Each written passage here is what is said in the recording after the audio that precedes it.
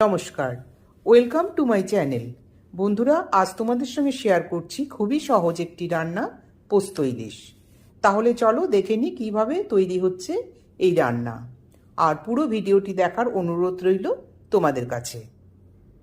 পোস্ত ইলিশ রান্না করার জন্য এখানে 8 পিস মাছ নিয়েছি। গাদা এবং রিং দু রকম পিসই নিয়েছি। মাছগুলো জল দিয়ে ভালো করে ধুয়ে পরিষ্কার করে নিয়েছি।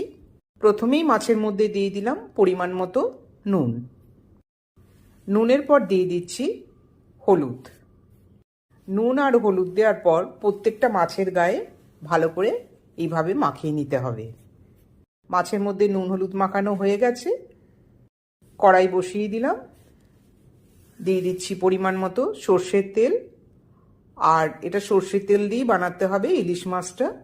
তেল রেডি হয়ে গেছে। একটা একটা করে মাছগুলো সাবধানে ছেড়ে দিচ্ছি।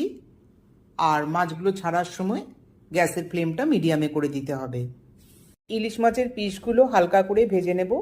একটা পিঠ হালকা করে ভাজা হলে তবেই অন্য পিঠটা উল্টে দেব, না হলে মাছ ভেঙে যেতে পারে। একটা পিঠ একটু হালকা ভাজা হয়ে যাওয়ার পর অন্য পিঠটা উল্টে দিচ্ছি খুবই সাবধানে। ইলিশ মাছ এমনিতেই খুব নরম মাছ। মাছের দুটো পিঠই হালকা করে ভাজা হয়ে গেছে। এবার কড়াই থেকে একটা একটা করে তুলে নিচ্ছি। আর পোস্ত ইলিশ বানানোর জন্য কাঁচা মাছেও করা যায়, তবে আমি এখানে মাছটা হালকা করে ভেজে নিচ্ছি। প্রথমবারের মাছগুলো ভেজে তুলে নেওয়ার পর এবার আর যে মাছগুলো বাকি আছে সেগুলো পরপর ভেজে নেব। ওই একইভাবে সব মাছগুলো ভাজবো হালকা করে। এই মাছগুলোও একই রকমভাবে একটা পিঠ হালকা করে ভেজে নেওয়ার পর অন্য পিঠটা উল্টে দিচ্ছি। বন্ধুরা, তোমরা যদি মনে করো পোস্ত ইলিশ সাদা রঙের খাবে তাহলে সেটা সাদাও করতে পারো, বা যদি ইচ্ছা হয় সামান্য হলুদ দিতে সেটাও দিতে পারো। পরের বারের মাছগুলোও ভাজা হয়ে গেছে। এগুলোও কড়াই থেকে একটা একটা করে তুলে নিচ্ছি। শেষের বারের মাছ ভাজাটা আর দেখালাম না, তাহলে ভিডিওটা অনেক বড় হয়ে যেত। মাছ ভাজাগুলো কড়াই থেকে তুলে নেওয়ার পর তেল কিছুটা কমিয়ে দিলাম। তারপর তেলের মধ্যে দিয়ে দিচ্ছি কালো জিরে ফোড়ন।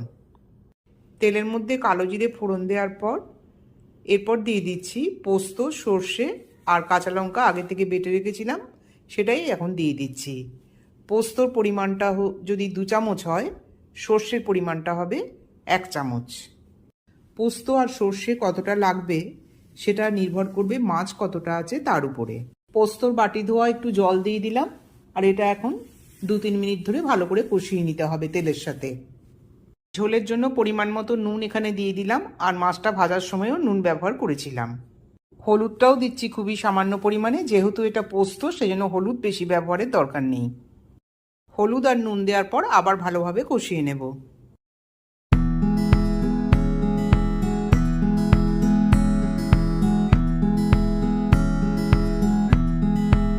মশলা কষানো হয়ে গেছে। এবার দিয়ে দিচ্ছি জল। এই ঝোলটা ফুটে উঠলে এর মধ্যে যে আগে থেকে মাছগুলো ভেজে রেখেছিলাম সেগুলো দিয়ে দেব। ঝোল ফুটে উঠেছে। এবার ভাজা মাছগুলো একটা একটা করে ঝোলের মধ্যে দিয়ে দিচ্ছি। মাছগুলো ঝোলের সাথে 5 মিনিট মতো ফুটিয়ে নেব। বেশি ফোটাবার দরকার নেই, তাহলে মাছ শক্ত হয়ে যাবে। এই সময় গ্যাসের ফ্লেমটা মিডিয়ামে করে দিয়েছি। আর ঝোলটা ফুটতেও শুরু করেছে। বন্ধুরা, পোস্ত ইলিশের রেসিপি তোমাদের কেমন লাগলো তোমরা কমেন্ট বক্সে কমেন্ট করে জানিও। আর পাশাপাশি অনুরোধ রইল চ্যানেলটি লাইক, শেয়ার ও সাবস্ক্রাইব করবার জন্য। 5 মিনিট হয়ে গেছে, পোস্ত ইলিশও রেডি। এবার এটা কড়াই থেকে নামিয়ে দেব। পোস্ত ইলিশ প্লেটে পরিবেশন করে দিচ্ছি। এই রান্নাটা খুবই সহজ আর কম উপকরণ দিয়ে তৈরি করা যায়। মাছটা প্লেটে পরিবেশন করে দেওয়ার পর উপর থেকে দিয়ে দিলাম 2টো চেরা কাঁচা লঙ্কা।